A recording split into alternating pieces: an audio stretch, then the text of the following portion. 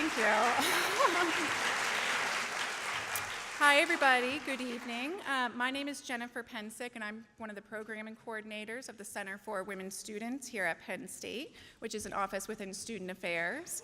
I'd love to welcome you all here tonight. The Center for Women Students is sponsoring tonight's program with the Student Programming Association and Penn State World Campus, which is also live streaming this very exciting event.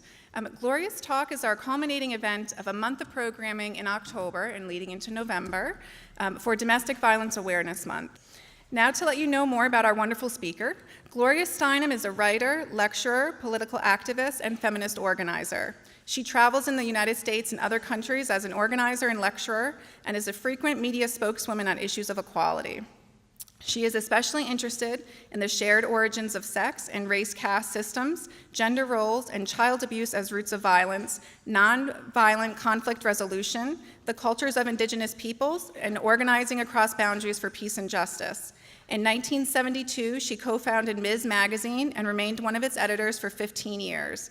She continues to serve as a consulting editor for Ms. and was instrumental in the magazine's move to join and be published by the Feminist Majority Foundation. In 1968, she had helped to found New York Magazine, where she was a political columnist and wrote feature articles. As a freelance writer, she was published in Esquire, the New York Times Magazine, and women's magazines, as well as for publications in other countries. She has produced a documentary on child abuse for HBO, a feature film about the death penalty for Lifetime, and has been the subject of profiles on Lifetime and Showtime.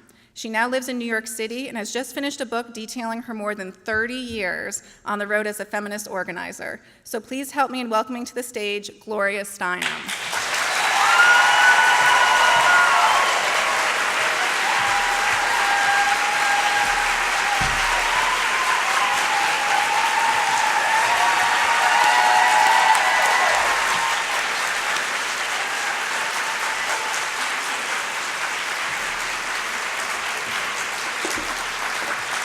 But I think it helps us to understand that these changes are not instantaneous, right? Because I don't know about you, but I exhausted myself in the earlier years of this movement because I thought, this is so unjust. Surely if I just explain it to people. And I didn't really understand how deep it went and how many folks were making profit and feeling secure about the way it was. So I do think that we need to understand that we're not just in this for a little while. And of course, in the beginning, any group that's been invisible needs to say, hello, here I am. This is my name. These are my issues. This is, what concerns me. This is what I need. And that has happened gloriously and with great courage in the civil rights movement, in the women's movement, and the gay and lesbian and transgender movement, and the disability movement, all these movements that are crucial to our lives. Now I think we are at a place where we are beginning to see the connections among those movements. We're beginning to see that, yes, they grew up in this way, but actually they are all connected. If we ever had any doubt that they're all connected, look at our adversaries. It's good if we know, because they definitely know that we are connected. So I think, for instance, of the history of what's now called domestic violence. In my life, growing up in Toledo, Ohio, there wasn't even a word for it. It was just called life.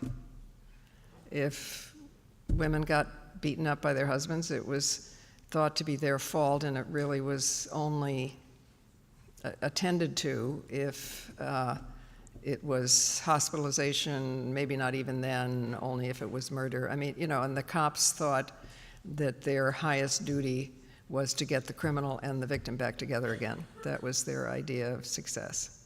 He's just been hooked and addicted to control and the idea of masculinity. Well, that's true of racism too. Racism is a supremacy crime. I mean, you're probably, by and large, the individual who's a racist is probably not getting much profit, tangible profit out of it, perhaps through employment or perhaps in some, but mostly it's being hooked on the idea of a particular place in the hierarchy that they feel they were born into, deserve.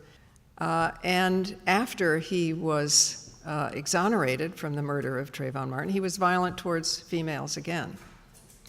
If we had understood the connection between sexist crimes and racist crimes, if he had been intercepted, helped, somehow changed when he was being violent towards women, Trayvon Martin might still be alive.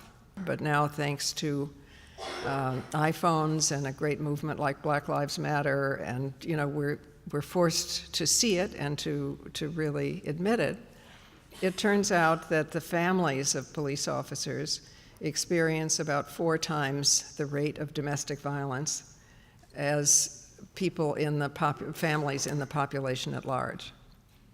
But so far I haven't found, maybe there are, but I haven't found a police force that makes this connection. Because if we screened for domestic violence and tried to help those people that we experience from some of our police officers, I mean, these connections are logical, practical, important, and they are just not yet being made, which I only really started to think about from being on campuses like this, and people would say to me, how come the same groups are against birth control and lesbians? What the connection is that the hierarchical, patriarchal point of view is that sexuality is only okay, at least with women who are the possessions of men. Sexuality is only okay if it can end in conception. No other sexual expression is okay. Therefore, birth control and abortion are wrong, and so is love between 2 men or between 2 women, because it can't end in conception. I mean, this is a total lie about human sexuality. Human sexuality has always been a way we reach out to each other and express love and caring, as well as a way we procreate if we choose to. Yet, probably a lot of us here have still been raised with the idea that sexual expression was only okay if it could end in conception, was inside patriarchal marriage, so the means of production, females, were properly owned by a man. So we also see violence against females as, say, separate from foreign policy, right? We see we even call it domestic violence, so we see it separate from global policy or foreign policy. But as it turns out, everywhere in the world, in every country, as I commend to you a book called Sex and World Peace, which explains this in great, reliable length, that in every country in the world, the biggest determinant of whether that country is violent inside itself or whether it will be willing to use violence against another country is actually not poverty, not access to natural resources, not religion, or even degree of democracy. It's violence against females.